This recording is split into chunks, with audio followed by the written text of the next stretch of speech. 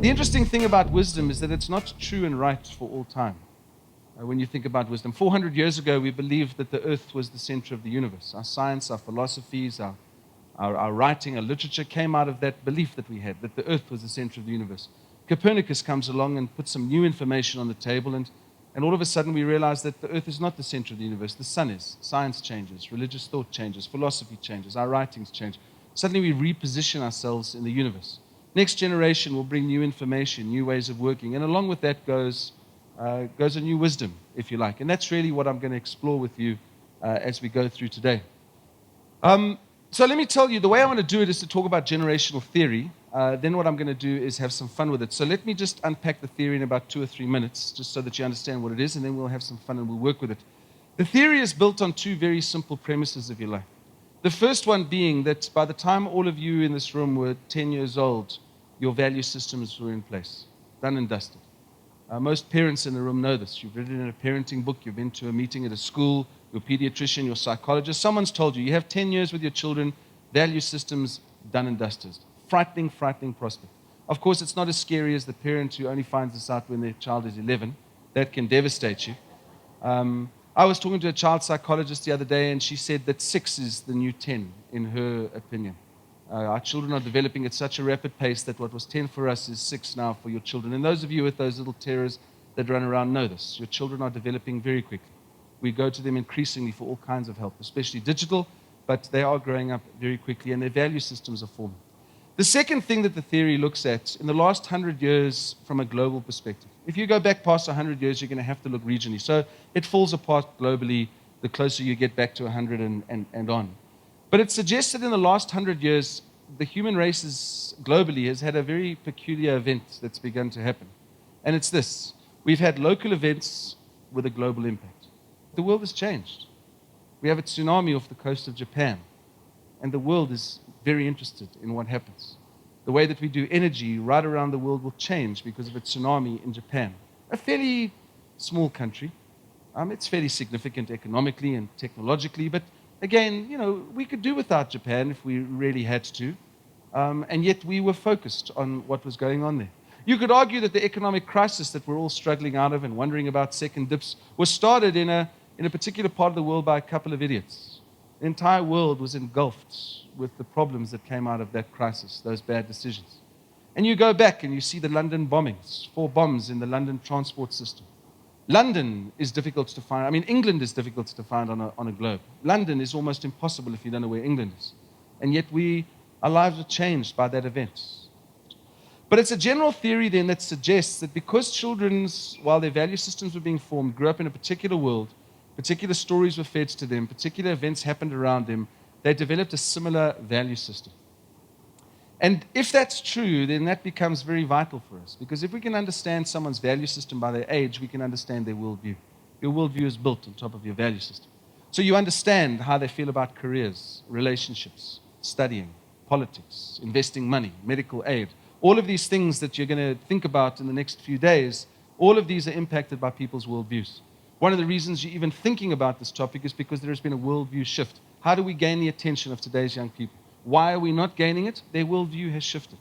They look at us or our businesses in a very different way. How do we reach out and make connections to this group? And that's really what I'm going to explain.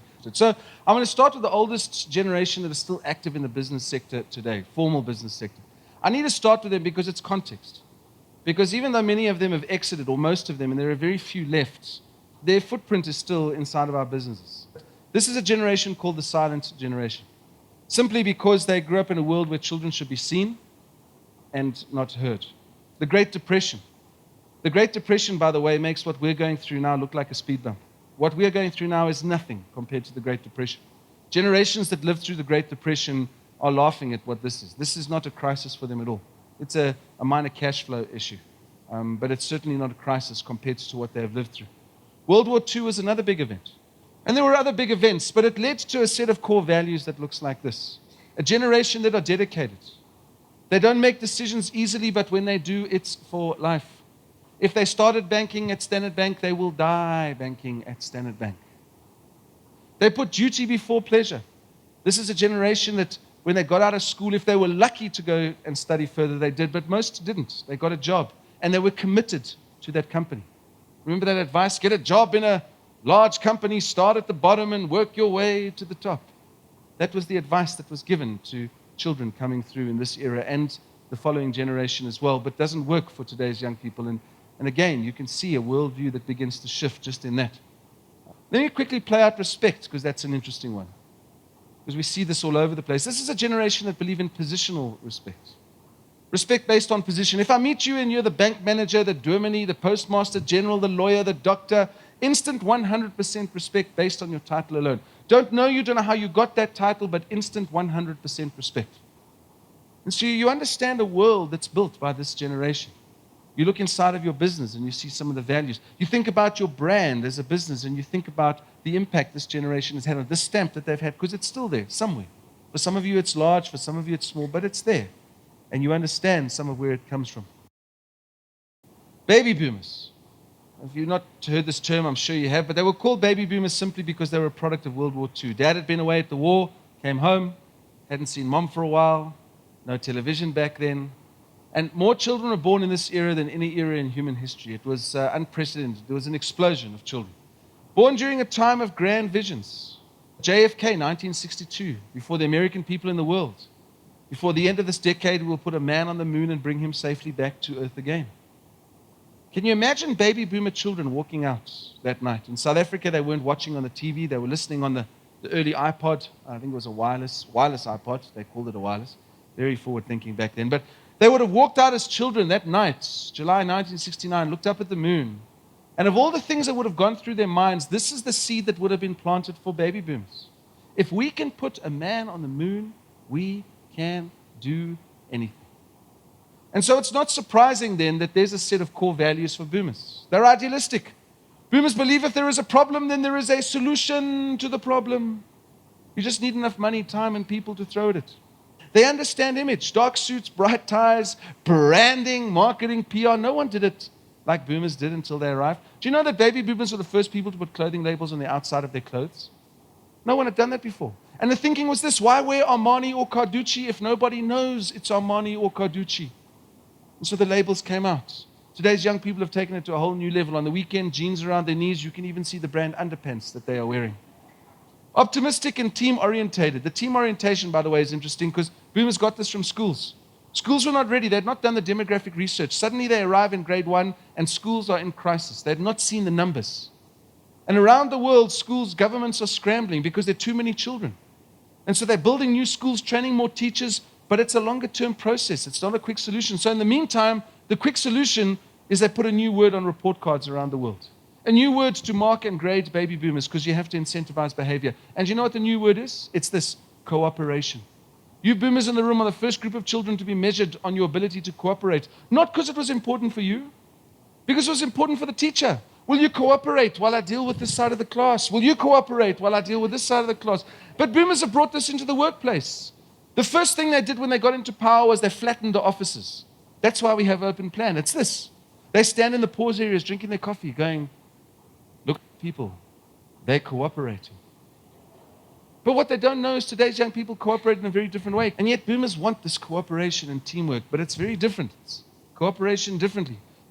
And then work. On a serious note, boomers have got a very simple philosophy around work. It comes from the mandate, and it's this: I live to work. That's how boomers operate. I live to work. That's how you build empires and amass wealth. The term workaholic is a baby boomer term. Never existed for silent generation. It was boomer psychologists who saw a particular behavior amongst their peers, and they described it with the term workaholic. Workaholism. People who were addicted to work, did too much work. No one has worked like boomers. Their children are now working for them in terms of age group. And what do their children say? They look at their parents and they say, Mom, Dad, you gave me so much, but you never gave me time. You were so dedicated to the office. Weekends cut short, holidays that didn't exist. I will never give my life to a business. And again, back to your problem that you're discussing at this conference, because they have a different view on it. So whilst boomers have lived to work, you've got a generation coming through now who in the knee-jerk reaction is saying, I will work to have a life. That's why in the middle of a career, they will stop and go sailing for a year. Of course, it drives their parents nuts. And why are you doing it? Or they'll walk naked through India. Last night's Eat, Love, Pray on Mnet, that doesn't help the issue at the moment. Take a year off and go to Italy India and Bali.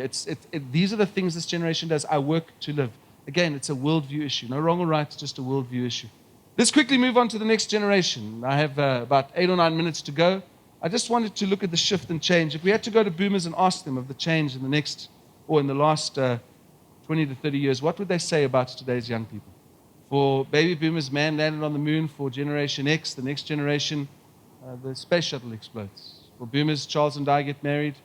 For Generation X, Charles and I get divorced.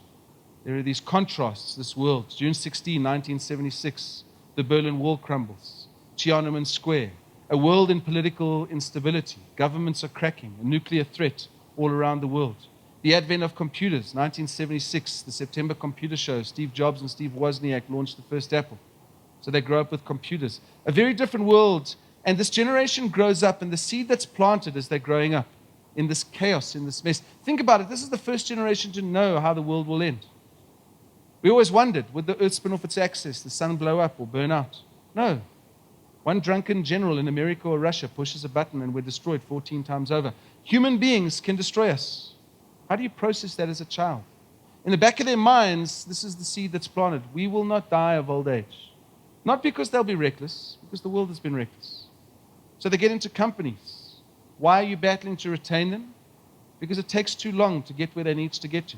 I will not die of old age. It's subtle, but it's there. I'm not going to hang around. I see my older peers and bosses. It took them 15, 20 years to get to these positions. I need to get there in 5 years, otherwise I move on. I will not die of old age. And it's subtle, but it's there at the back of their minds. It's their approach for a lot of things. Let me just quickly get to some of their value systems as we go through. And I'll just touch on them briefly, and I want to bring in the next generation as well as we go through, because I think some of them they're growing up in similar worlds. As a generation have grown up in incredible change. Don't need change consultants. You want them to change, you look at them, you say to them, change, and they change. If you don't want them to change, you look at them, you say, don't change, and they change. They've got to have change. Change is normal for them. It shows that there's something dynamic. Stability is the last thing they want.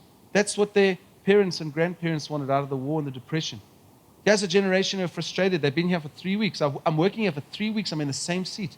There are 13 floors in this business. I'm in the same floor, the same chair. I've got the same morons next to me. I mean, how long does it take to move in this company? I can't be stable. I need to move. I need to change. They need choice. They've grown up in a world of incredible choice. Some of you have got grandparents who went to the store when they were younger. There were 25 products in the whole shop. Your whole house was serviced by 25 products. Today's young people go into big supermarkets, there are 25 toothbrushes, 25 breads, 25 milks. The last thing you offer them is, there's only one way to do this. No. One way to do this means the mafia is involved, or it's some kind of sting operation. There is always a choice as we go through. Globally aware, techno-literature, get lifelong learning. They want to study and work and study and work. I think it's going to put huge pressure on universities. For me, it's the rise of business schools. It's those short courses in order to continually retool ourselves and reskill as we go. Immediate gratification, you get that. I'm not going to die of old age as I go through. I want it all. I really do want it now. The informality, by the way, don't write the informality off as disrespect because you're looking through the wrong lens. To boomers in silence, informality is disrespect. To this generation, remember what respect is? It's relational. In order to respect you, I must get to know you. And if I'm going to get to know you, we've got to get through things like sir and Mr. and ma'am and Mrs. and the formality of clothing. If we do a little bit of work to understand where the person comes from, we will understand. And so when you think about employer branding in the next few days and you listen to people speaking, there's no right or wrong here. It's about who is your market, who you're trying to connect to, and what is their worldview, what is their value system, what is important to them, because that's the part that they want to see. And hopefully that helps as a filter as you go through. This video was developed by the CRF Institute